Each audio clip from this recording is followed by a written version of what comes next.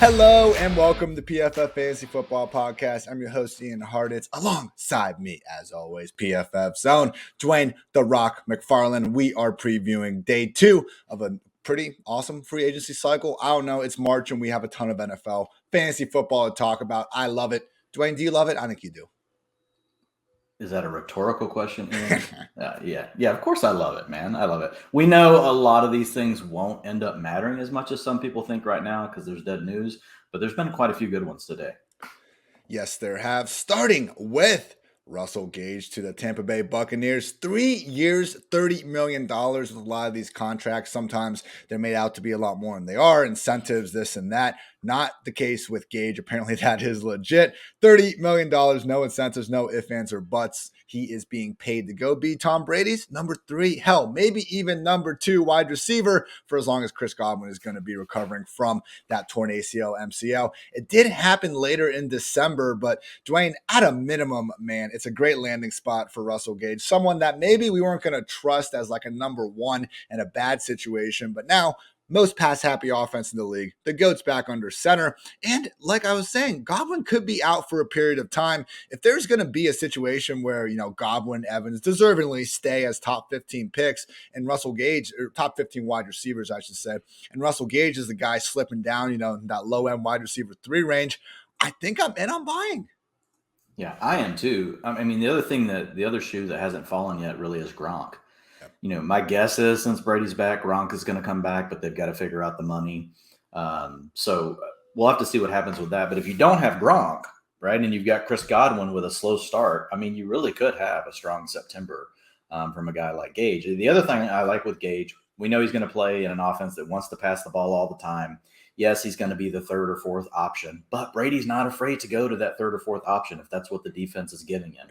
It'd be better if it just stayed to 3 and there were not 4 mouths to feed in this offense. Obviously, that creates a lot of variance from week to week, but I do think this is a good fit, for Russell Gage. The thing that was most interesting to me when I was studying the free agent class coming up, 4 or 5 weeks ago, we put together some stuff. We had a pod on it, Ian. But the big thing that stuck out to me with Gage was really his 5th highest PFF receiving grade among the free agent receivers. And that's back when we thought Godwin was part of the class, potentially Devontae Adams. We figured he'd get tagged, but he could be part of the class. So some of those guys are off the table. So he actually moves up even further. But what I liked was the 1.96 yards per route run. And then 35% targets per route run last season against man coverage. That's an elite number. 2.91 yards per route run against man coverage, also an elite number. So when you look at what the Bucs are going through, and not to try to compare Russell Gage as a comp, John Daigle tweeted something about, oh God, here comes the Russell Gage Antonio Brown comps, and I immediately responded to him. I'm like, I hope this isn't coming from my tweets. I didn't mean for it to be a comp, and if you took it that way, I'm completely embarrassed for myself because that wasn't the point. But knowing that Antonio Brown was so involved in beating man coverage last season, 33% targets per route run was number 1 on the Buccaneers offense. I do think there's a potential fit. Again, not saying Russell Gage is Antonio Brown, but that really was his strength last year. And it makes me think that that's something that the Bucs saw, and they know that that's an element that's going to be missing from their offense. And so it's just a player that can give them, that quick release, create that quick separation when you need it, to really get a first down. So, and I watched all of Russell Gage's film because it was at the time where I was really trying to study our all route data. And so he was one of the examples that I studied. So I happened to actually watch a ton of him. And I was really impressed. I walked away being more impressed than what I thought he was going to be. He did catch a lot of passes under coverage, but even once you discount those and you really only count those opportunities where he is truly singled up, whether it was in a short space or having to work more intermediate, he was also able to do that. So I think there's a lot of versatility to Russell Gage's game. And getting paired up with an anticipatory quarterback like Tom Brady that knows how to read defenses, I think it could just really unlock some things for Gage. I'm still looking, I don't know where you're going to think of me, and I'm thinking still more like a wide receiver 4, but could give us like that wide receiver 3 upside. And there could be periods in the year where he plays more like a wide receiver 2 if either of the other receivers are hurt or if for some reason they don't bring back Gronk.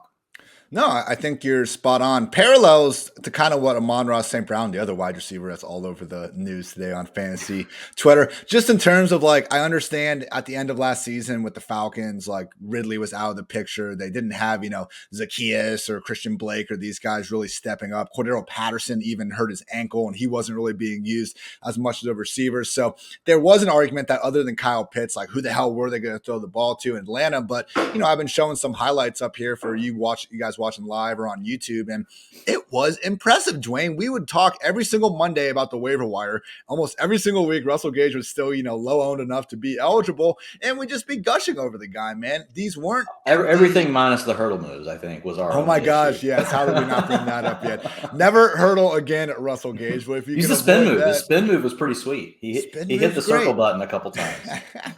But truly, like, wasn't empty yards. And okay, if he was going to go to, another team, we had to look at him as the number one with the target problem. That'd be one thing. Best case scenario for Tampa Bay. I'm with you, Dwain. If I can, take him outside the top 36 receivers, that would of course be best. But he has that upside in, his bag of tricks. And I think he is going to be someone, we've been hyping up, some other number three wide, not hyping up, but the last couple of days talking about the Braxton Berrioses of the world and stuff. Russell Gage, I'm far more confident in being a consistent fantasy factor.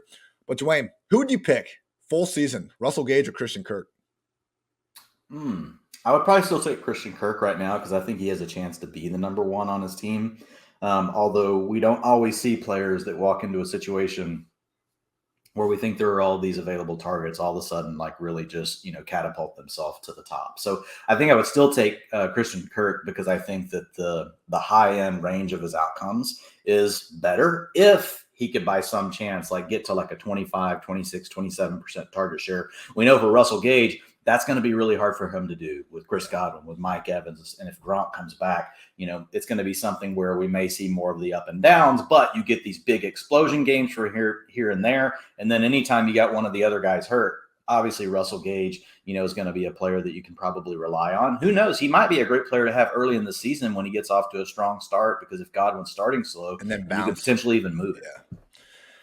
1,590 votes right now on that very question on my Twitter. Russell Gage, 57% right now. Wow, that's nice. Nod from the public. So Christian Kirk has been rallying just a little bit, but something to keep in mind there because, to Dwayne's point, Russell Gage, it is possible for him to be the number 4. How if Leonard Fournette comes back? And go ahead. Can I say one thing? So, you hear a lot of people talk about, and it goes to the Amon-Ra St. Brown thing that you were just talking about as well. And you hear people, well, the only reason they got these targets is because so-and-so was hurt, and this person was hurt, and this person was hurt. Why didn't someone else step up in those offenses then? Well, right. And even if no one else can step up, that doesn't mean one person just automatically gets force-fed. Like the receiver has to do their part. We've seen this time and time again. Unlike running back, where it's like, I'm literally going to turn and hand you the ball, or if I'm throwing you the ball, it's underneath zone coverage, and you got a linebacker like 5-6 yards away from you. It's easy to manufacture those touches for the running backs. For receivers, there's so much more to it and being able to actually create those opportunities for yourself. So we kind of got to chill, man. When you see players do these things like Amon-Ra St. Brown, everybody's like, oh, well, it's 30% target shares just because Hawkinson and Swift are hurt. Yeah, we get it. But guess what? Most players in the league that get that kind of opportunity when their other teammates are hurt to step up and post consistent over and over 30% target share games, guess what? They can't do it. But Amon-Ra St. Brown did. And I think that needs to be our bigger takeaway, is seeing when a player given the opportunity does step up and actually take advantage of it. Because now, at least at a minimum, doesn't mean he's going to get 30% target share next year. But what it shows you is that he's capable. He actually is capable of facing NFL defenses and really demanding high-level targets. And so that's the number one thing I want to know, because a lot of these receivers, we just don't know. We have no clue if that opportunity even arose, could they actually take advantage of it? And I think people sometimes assume just because the opportunities are open at receiver that it just automatically means they could get fed 25 to 30% target share. I will admit it's a little easier at slot receiver because of the types of coverages and things that they face. But overall, still, to post some of the numbers these guys did, I think it says a lot more about their ability to play than the situation that just happened to help them out. let's stick with the Amon-Ra St. Brown topic because, Dwayne, I was texting or messaging you and Nathan this morning. We've been updating the PFF fantasy football tracker, ever since free agency started. You guys can all find that for free on pff.com, get the lowdown on all the deals. But, I'm not used to waking up at 8, 9 a.m., Dwayne. I do like to, a bit of a night owl, as they might say. And I wake up to see Twitter in a frenzy over DJ Chark to the Lions. Now, I'm a supporter of DJ Chark, coming back, maybe figuring out in a better situation. I had Nate Liss on the podcast about a month or two. Or I'm sorry, no, it was Ray G came on here about a month ago, and he named Chark as someone that is just so dirt cheap in Dynasty, like literally outside a lot of people's top 90, maybe even 100 receivers. Not the worst guy to take a flyer on. Signs with the Lions, 1-year deal for $12 million. Also had them bring back Khalif Raymond for 2 years, $9.5 million. Don't laugh. Khalif Raymond low-key had over 500 yards last year and almost caught 50 balls. Could have had some more with some better throws from Goff. Dwayne, these should be the best case signings that we ever could have hoped for Amon-Ra St. Brown. They added 2 field stretchers that are not guaranteed to be volume hogs based on their low contracts. It's not like they went out there and gave someone $84 million like the freaking Jaguars did. None of these guys are going to be threatening Amon-Ra St. Brown's slot snaps. They should be working in different areas of the field. People, and maybe I'm just yelling maybe we're all just yelling at no one, which I think we do sometimes, and no one's really that concerned about. I don't think you're yelling at no one in this one.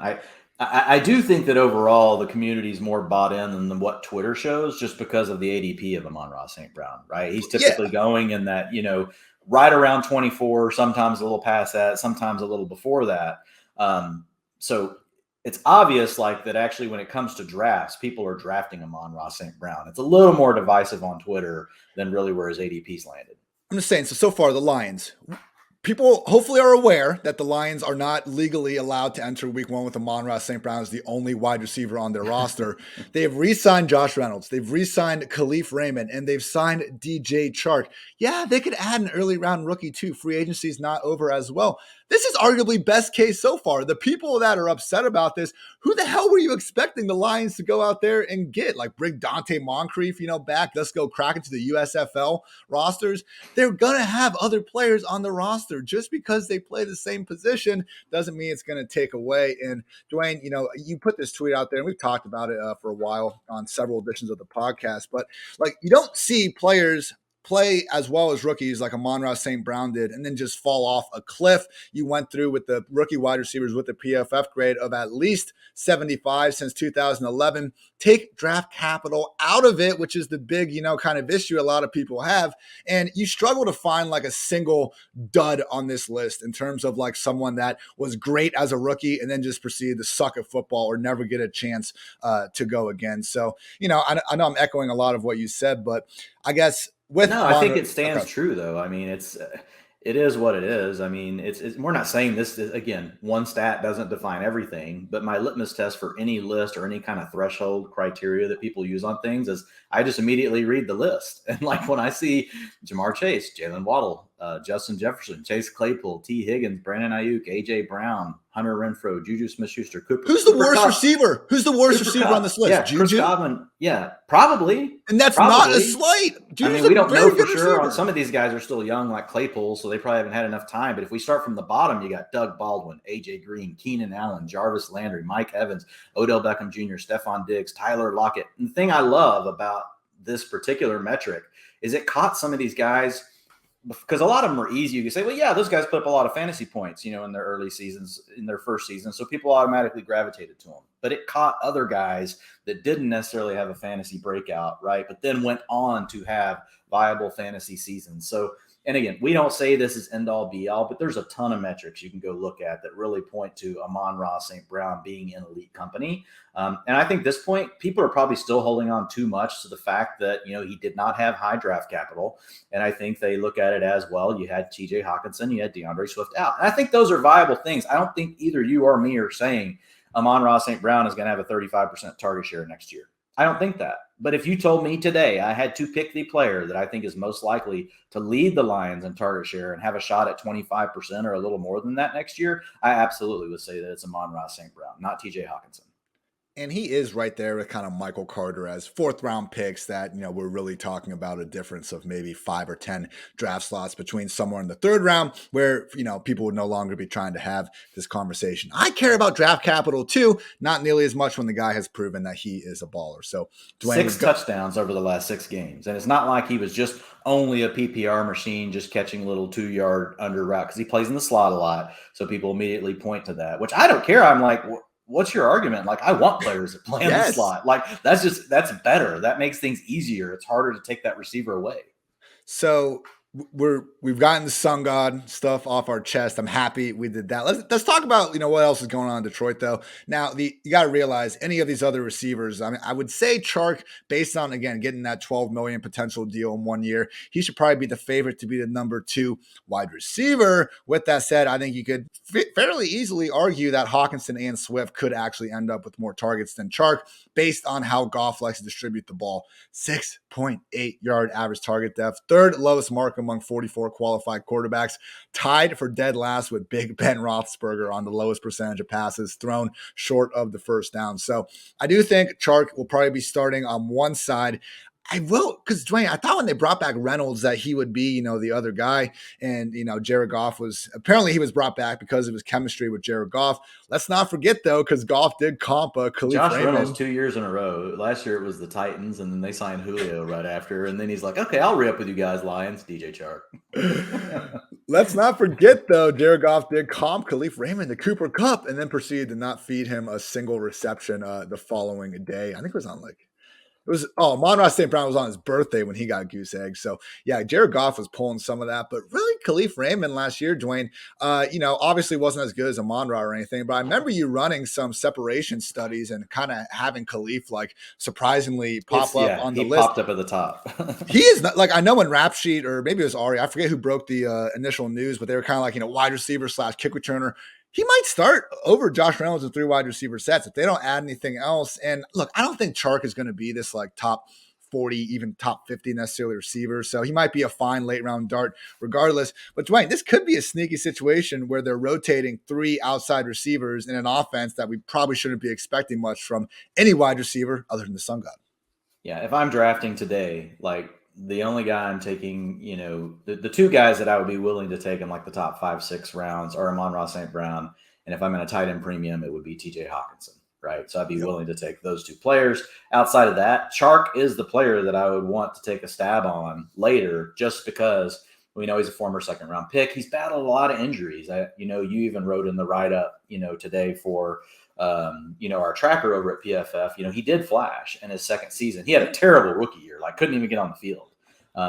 Then had the good sophomore campaign, but then the next 2 years just really battled injuries. And so I don't know that it's fair, to just to completely cast him aside. I still think that DJ Chark, to your point, can bring an element to this offense. The whole question is, can he stay healthy? And then number 2, is Jared Goff willing to give him an opportunity to use his skill set? I think that's a big question. I like how too, like the, same people kind of they're saying, oh, here comes DJ Chark, Amon-Ra. He did as a rookie on a bad team. Like, can we look at the 1 year DJ Chark did anything in the wide receivers he was competing against? I mean, Chris Conley, D.D. Westbrook, like this, Marquise Lee was barely playing. Keelan Cole was on that squad. Again, not the worst case wide receivers in the entire world, I guess. With that said, Chark was another one of these guys where we're not out on him, but he did produce, on a team that didn't have many other places to go with the ball.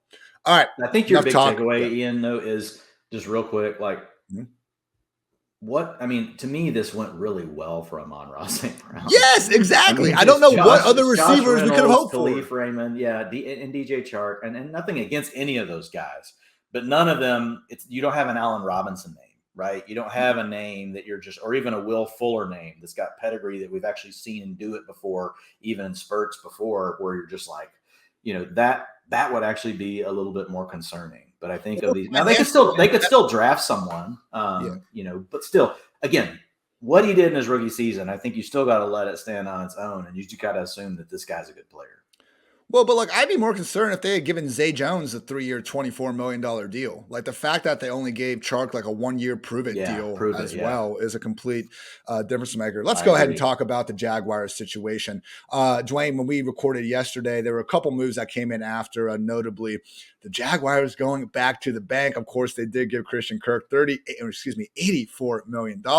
Also got 24 mil to Zay Jones over 3 years, and also Evan Ingram with a 1-year, 10 mil prove it deal himself. So, awfully, weird situation going on in Jacksonville. We have had, some rumors floating around that Laviska Shenault could be traded, which sure makes sense because at this point, Visca, Christian Kirk, and arguably Evan Ingram, based on what we were hearing about certain teams kind of viewing him as more of a slot receiver than a tight end, what are they going to do? Like stack these guys on each other's shoulders like those, kids in the big trench coat or something all in the slot at the same time. So I do think, moving Visca elsewhere would make sense because clearly, even, their GM can say all offseason, oh, we're not giving up. It's not too late on Laviska Shenault. Money talks, and they have made that, abundantly clear. So starting offense for the Jaguars now, Trevor Lawrence, Travis Etienne. We'll see how James Robinson recovers from the Achilles. And then Zay Jones, Marvin Jones, seemingly, Christian Kirk, and Evan Ingram. It's an improvement, Dwayne. I'm just like looking at it, and we It's a don't lot of money really. tied up in It's a lot of mediocre. money, but we don't have any idea where the ball is going to go. And we can't necessarily just trust the most money. Because if we would have done that in New England last year, for example, we would have been taking Jonnu Smith and Nelson Aguilar over Hunter Henry and Kendrick Bourne. So, yeah, I do think Christian Kirk, like, it's $84 million. I get it. He deserves to be the favorite. But it's a situation, man, where we're not exactly sure where the ball is going to go. How do you approach this pecking order in Jacksonville? And Well, again, I it's think it kind is. I think yeah. it is Kirk up top, especially with the news that Visca is on the block, because I think what that tells me is they want to play Kirk inside. They want to play him at the spot where they think that he can shine the most. Not that he can't play outside when they go to larger personnel groups like 12 and 21, but I think you're going to see, Christian Kirk on the field, at all times. And I think Zay Jones will be the third receiver rotating on the field, assuming that they keep Marvin Jones Jr. But I think we're going to see a lot of 11 personnel. This is Doug Peterson. We've seen him do that, in the past. I think as far as Evan Ingram goes, we've seen Doug Peterson really try to have that kind of tight end profile in his offense as well. So I would still go with Christian Kirk first of the group. After that, I think it's really tough. Evan Ingram's kind of who I lean to just because if you could gain a positional advantage at tight end some way and you get lucky and you hit right on that, that would be nice, because Zay Jones, I just struggle thinking how Zay Jones is really going to do much for me as far as helping differentiate my fantasy team. At least with Evan Ingram, we know he's got an athletic profile. And if he comes through, that could be a real differentiator on your team because we know every year there's only a handful of tight ends that are really worth starting every single week. And maybe, not saying he will, just maybe Evan Ingram could be that. Dude, Zay Jones wasn't even like playing until Henry Ruggs got the DUI. Coach Right. John Gruden, the nicest thing he could say about Zay Jones, like in the lead up, was that he was the best conditioned player on the team. That quote stuck out to me because I was wondering what they were still even doing with him. And yeah, he had a nice little end of the season Yeah, run. he did He caught well. He had a it's like 25%, 29%, 31%, 25% target share from week 15 to 18. So, I mean, that's pretty solid. I mean, didn't do a ton with it, though, unlike, Amon-Ra St. Brown, I right? think That's the I difference. think Zay had 1 touchdown all year. He did catch 5 balls in 6 of his 7 final games, but you had some pretty gross, like 5 catch, 25 yards, 0 touchdown lines throw in there. So just a perplexing move by the Jaguars. In regards to Marvin Jones, they could move on. They'd save $3.5 million against the cap if they cut or trade him. $5.2 million in dead money, though. I mean, I don't think they necessarily need to. Not like they're exactly strapped for cash at Well, the I mean, they're going to moment. draft Justin Ross. So, I mean, they could probably move Marvin Jones. Inevitably. Are you buying this kind of Doug Peterson talk though? Because like, oh my God, look at Doug Peterson's history with tight ends. Like, yeah, okay, the dude got to coach Travis Kelce and Zach Ertz. I'm not that shocked that his tight ends put up pretty big numbers. I think the Ingram thing is fine because he is a receiving friendly tight end who we know can be a borderline receiver. And okay, we have seen some spare flashes from Ingram, admittedly not in a while. But if we are going to get behind Ingram, it's not really because of Doug Peterson's history with that. Those I tend to fade some Yeah, of those you coaching you have tendencies. to fade things like that where Yeah. they're just it's because they had elite players. With the Zach Ertz thing, I mean,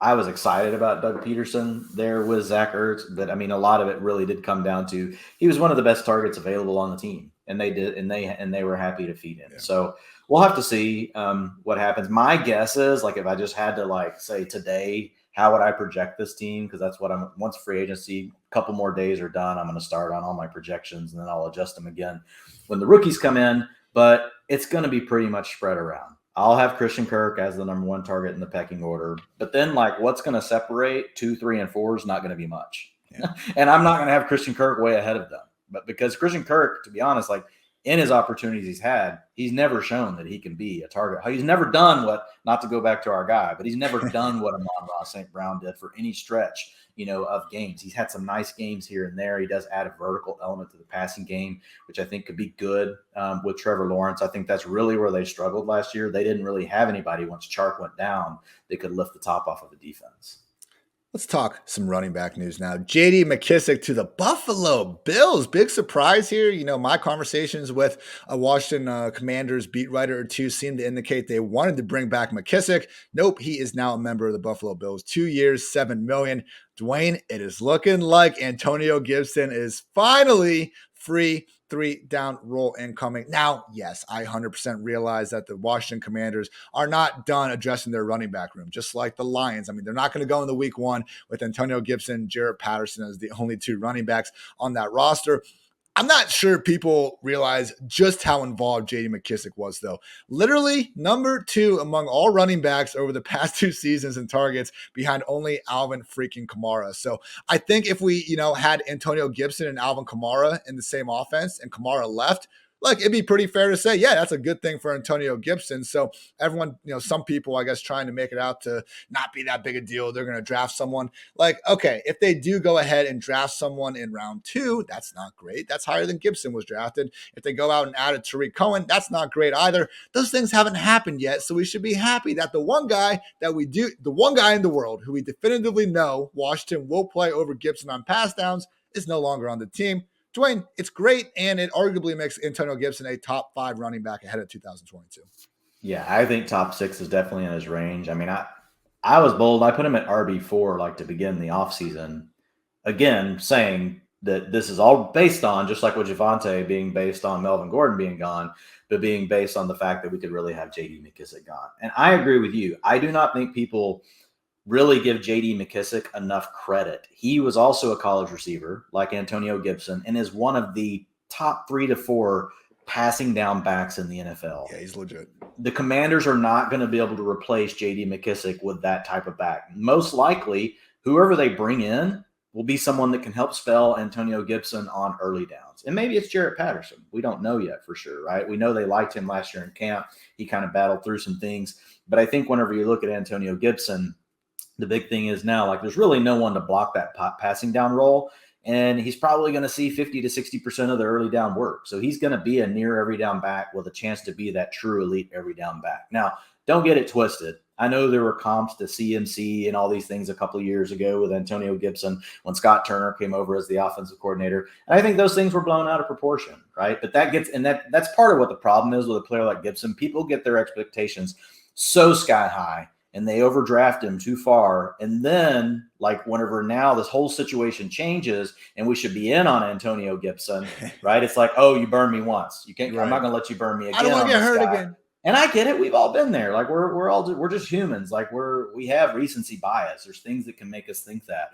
But when I look at the situation, I think there's no doubt that Antonio Gibson is the receiving down back. He is not a great pass blocker.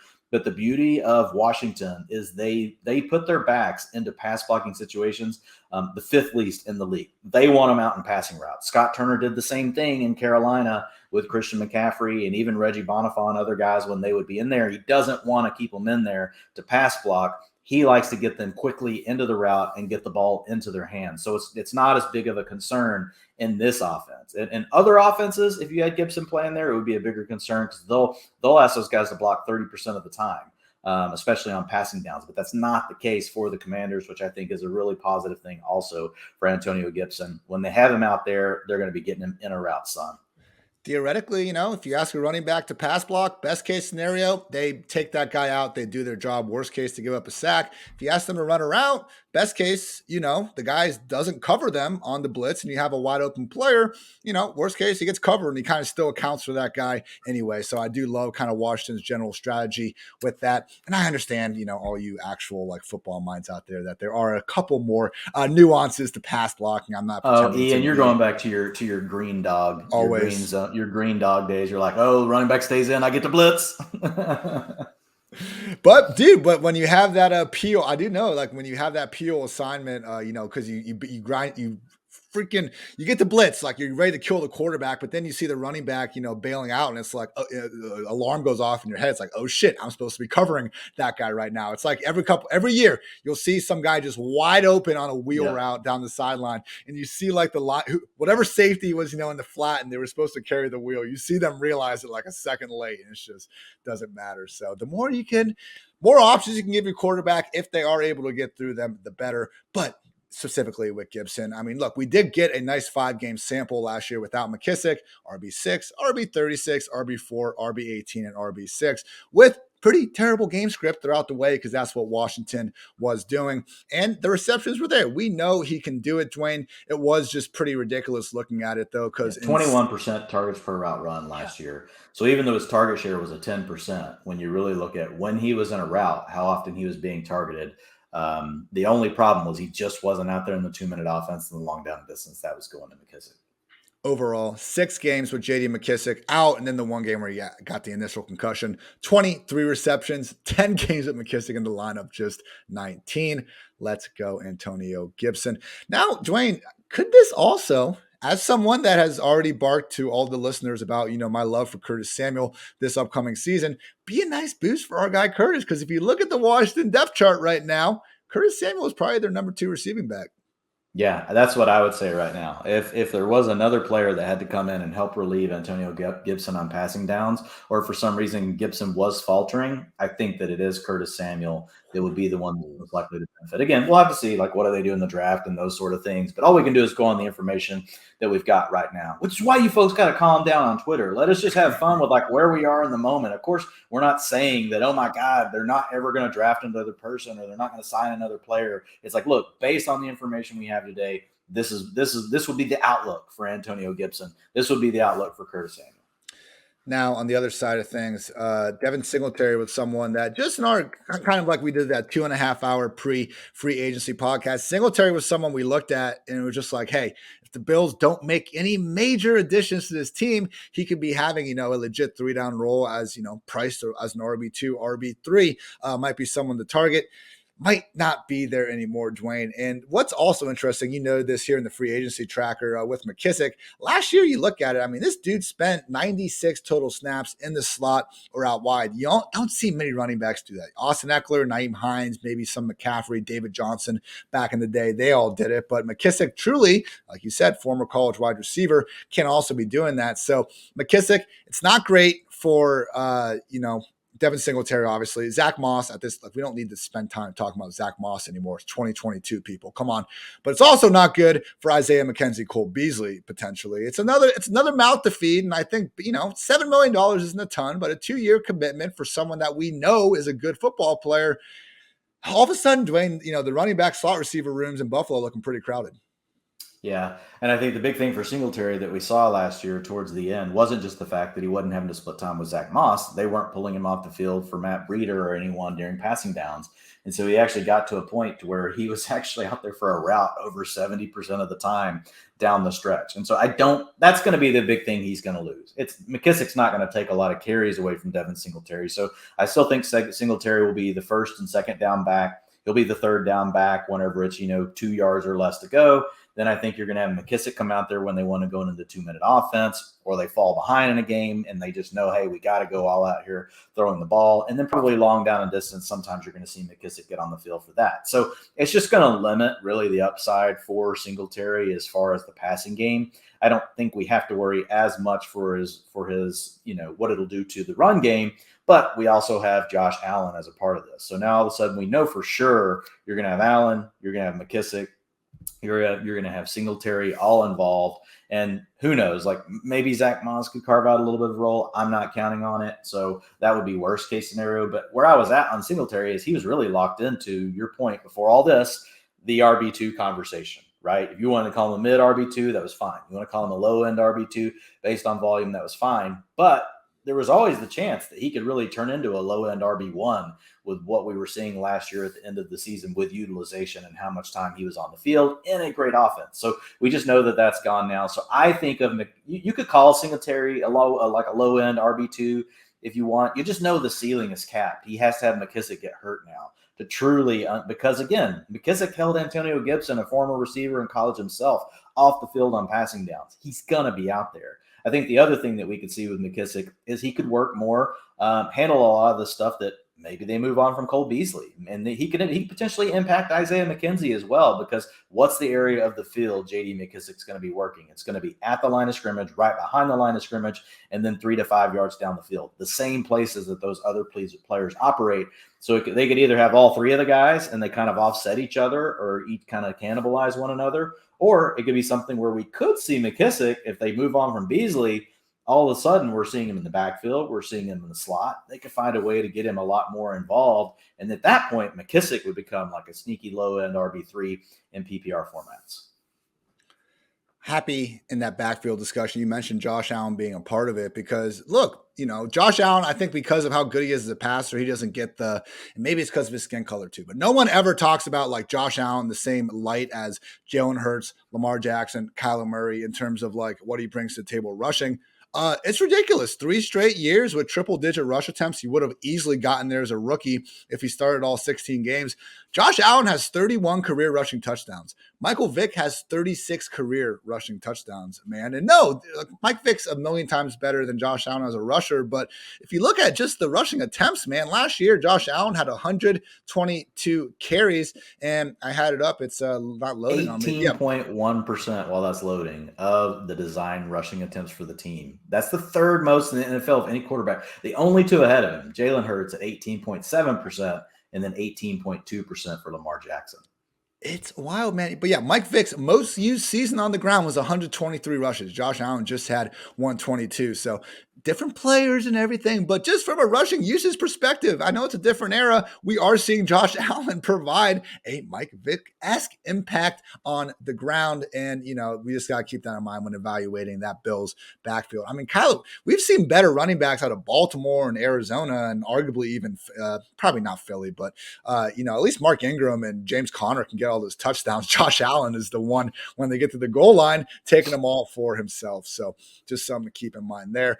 Those are the majority of the big moves. We do still have some more stuff to go over. A lot of re-signings, though. The one unfortunate negative, not unfortunate. Good job, CJ Uzomah. You got paid 3 years, $24 million, but we now have another guy on the dreaded high-priced tight end free agency list. Look, here's kind of my initial just look at CJ Uzomah, Dwain. I don't think there's upside because we just saw him in an offense with the most efficient quarterback in the league with no defenses paying him any mind at all, put up career high numbers and still not manage to work as higher than the freaking tight end 18 on the year. And, I'm not a fan of ever taking away a guy's top games and then just, saying, take away these big plays. And what did he give you all year?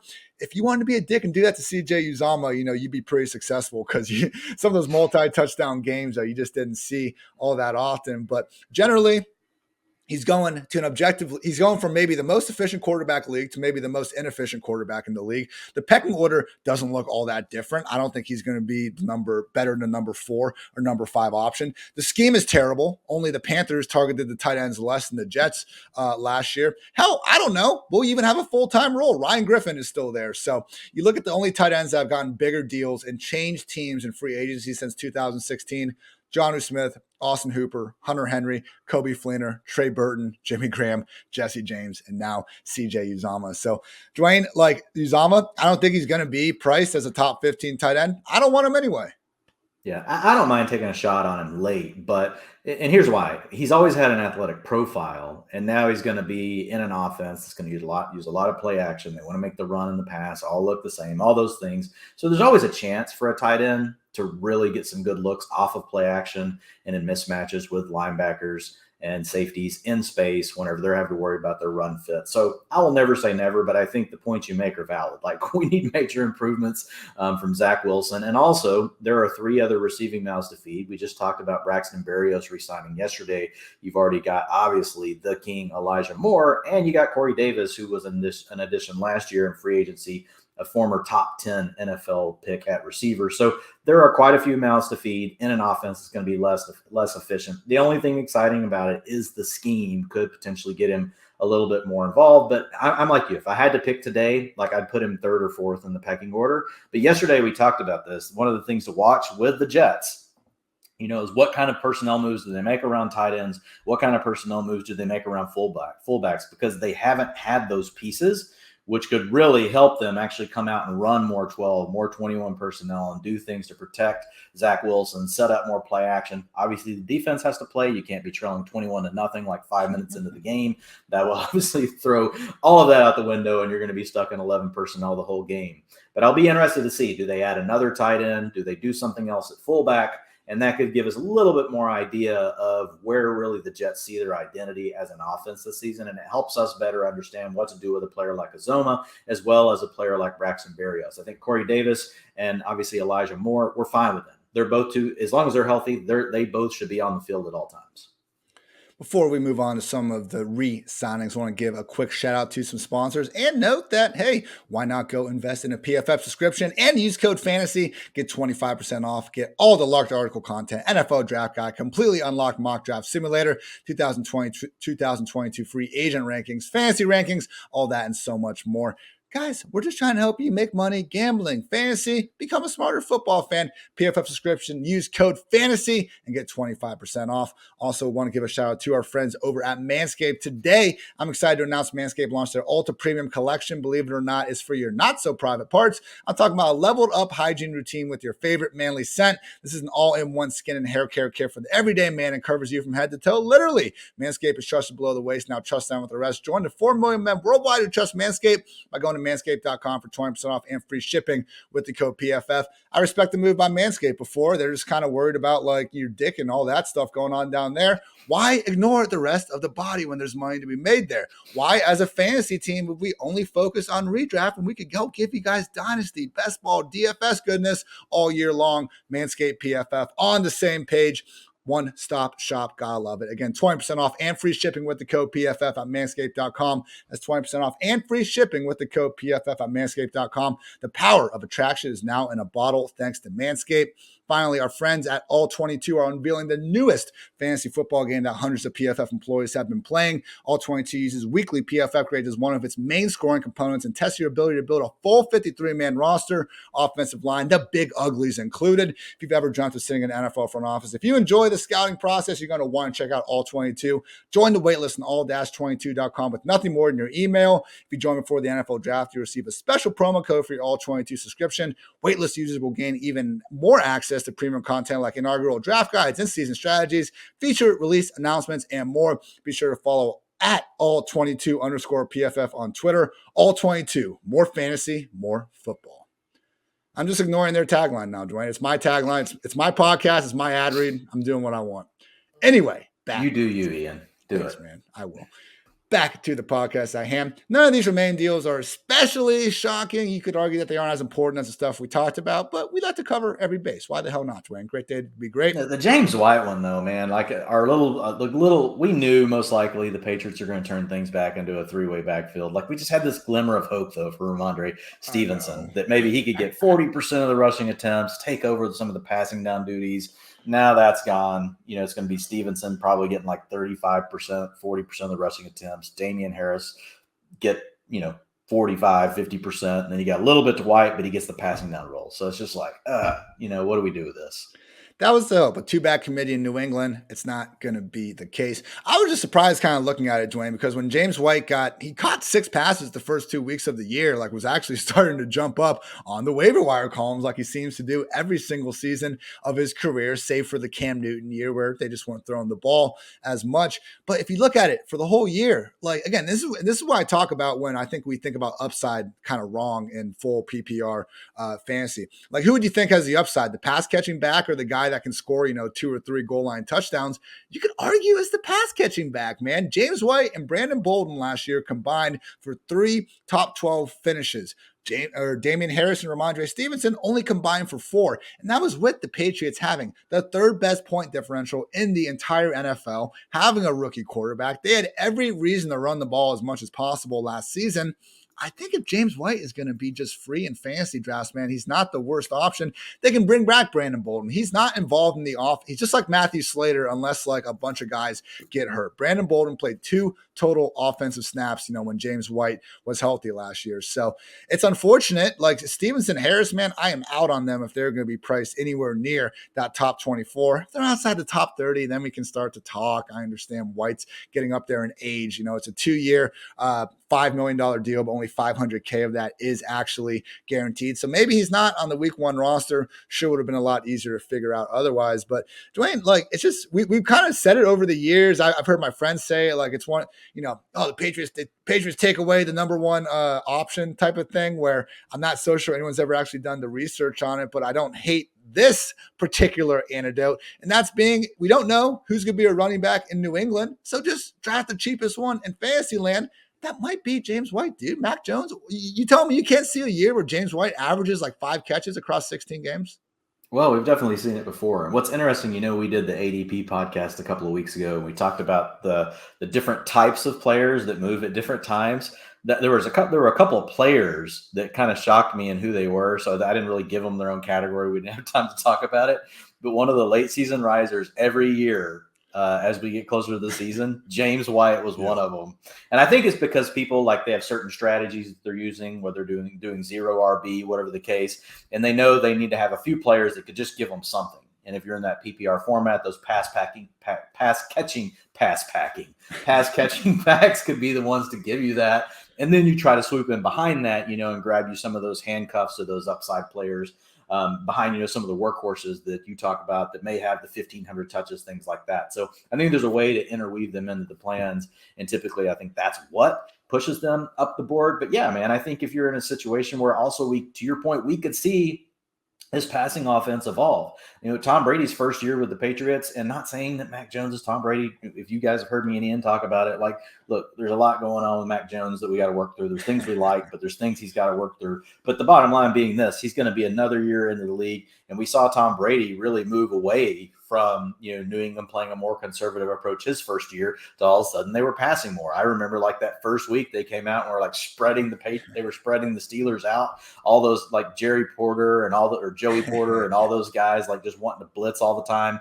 And they're just freaking dinking and dunking, hitting all this stuff underneath with Deion Branch and all these different guys. So yeah, I think there is an opportunity that this offense could evolve. And if that happens and we see more of the passing game get involved, and also the Patriots could take a step back in defense, this year. We'll see what happens. They always seem to be able to figure out how to overcome some of these corners and things that they lose. But if that happens and the game scripts get a little more out of hand and they've got to score more points, that's another avenue for James White. I think Stevenson is still my favorite guy to draft. I think he's probably still in an okay, like, sweet spot right now. But if he continues to push up in ADP as we get closer to the season, which can happen with second-year backs, then it's going to be tougher. Like, you remember the Colts game when everyone and their mother was on Stevenson, and there was reason to be fine with that. But the game got out of hand. The Colts got up big, and he got game scripted off without Damian Harris and with Brandon Bolden instead of James White, who they did kind of just swap their roles. But, like, come on, we know the Patriots trust James White more on passing downs than Brandon Bolden. That's why he's playing ahead when all else is equal. But yeah, I can't overstate that one point enough about just the Patriots might not be as dominant next year. Again, third highest point differential in the league. They were killing teams and obviously just running the hell out of the ball in the second half. So keep in mind, looking ahead to 2022, not trying to reflect 2021. Another veteran running back that, maybe not the biggest news, but it does, I think, impact the committee at hand. Tevin Coleman back to the Jets on a 1-year deal. So it's really tough kind of looking at the Michael Carter game log, Dwayne, to I think get like a super relevant split out of it, because you had him starting off the year, getting some action, but not necessarily taking over. And Tevin Coleman was continuing to start, continuing to get the early down work. Ty Johnson was in here or there, but it wasn't until Coleman got hurt that we actually saw, Carter start to ramp up his usage. But then Carter got hurt. Week 7 and 8 was nice. Yeah. This was nice. Coleman's hurt. But then even when Coleman comes back at the end of the year, Carter keeps a starting job. Week 16, I think, is like our just single best hope for Michael Carter. He plays 74% of the snaps, lead early down back with 16 carries, and also had 3 targets. I think if we could have seen week 16 through 18 with a healthy Tevin Coleman and a healthy Michael Carter, and Carter just doing his thing, working as the 3 down back, everyone would be a lot, be feeling better about the situation. What happened the next week? I mean, Carter was ready to have a huge game rather inexplicably against the Buccaneers. I mean, freaking 63 yards on 4 touches, gets injured on the 8th snap of the game, concussion, manages to play in week 18. Understandably, the Jets weren't going to just feed him to the wolves fresh off a concussion in a meaningless game. So I do think that Carter is going to be the lead guy, Dwayne. Coleman matters, but on a scale of 2021 Marlon Mack to 2021 Carlos Hyde, I think we can safely assume Coleman's a little bit closer to Mack in that I don't really think he's going to be taking Carter off the field. I think this is a positive. I think this is a positive for Michael Carter, is that they brought back Coleman, not someone else that could really give him more of a competition. He's still going to have to make it through the draft without them using someone, drafting someone in, say, the top 3 rounds, which a lot of backs we could say that about, right? But I think Carter, Elijah Mitchell, those are guys that, where it pops into my mind the most because they're 4th and 5th round picks, getting taken later. So I think when you look at a guy like Carter, I feel really good about him right now today. And so I think you should rank him, appropriately, but he definitely has some risk involved, if they go a different direction in the draft. But as far as right now, Tevin Coleman, that makes me excited about Michael Carter. Preston Williams back to Dolphins, 1-year deal. He'll be the wide receiver 4 behind Jalen Waddle, Devontae Parker, and Cedric Wilson. Not too much to really talk about there. And also, Trent, we mentioned him yesterday. He is back making more money. Chase Daniel re-signed with the Chargers. I believe it's like $2.5 million over 1 year. $41 million this man has earned in his career. How many starts? 5. 5 career starts, 2 wins, 3 losses, $41 million. The real life Alex Moran. Kings stay kings. Shout out to you, Chase Daniel. Farrell Brown, tight end, back to the Texans.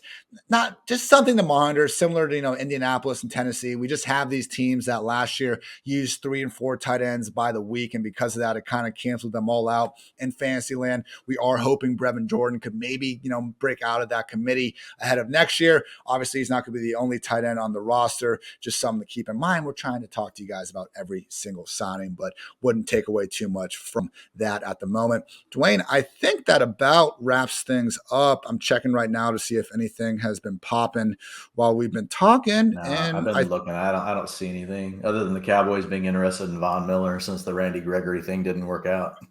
Dwayne, you and I are unfortunately Cowboys fans. You've been alive long enough to actually see some success. I've seen 2, maybe 3 total playoff wins in my young life.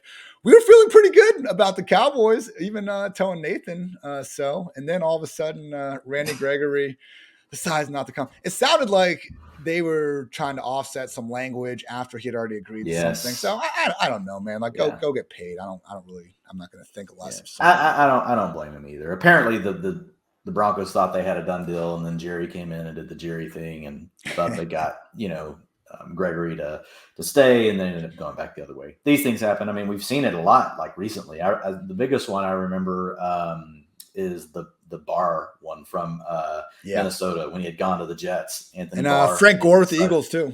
Frank Gore was one too. Yeah. So these things happen sometimes, but when it's your team you're rooting for, like I really wanted Randy Gregory back, but it is what it is. We'll see what happens. And this is why, this whole period is so ridiculous. We are so freaking starved for news that we all just can't collectively chill until this stuff is official.